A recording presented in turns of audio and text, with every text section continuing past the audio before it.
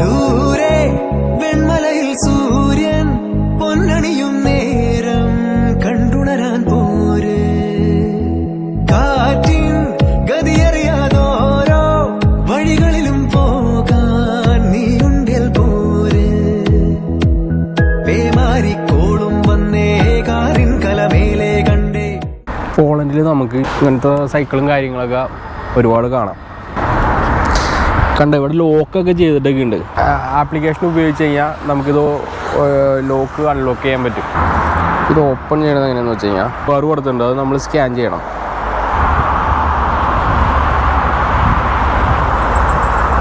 അത് കഴിഞ്ഞിട്ട് അൺലോക്ക് കൊടുക്കണം.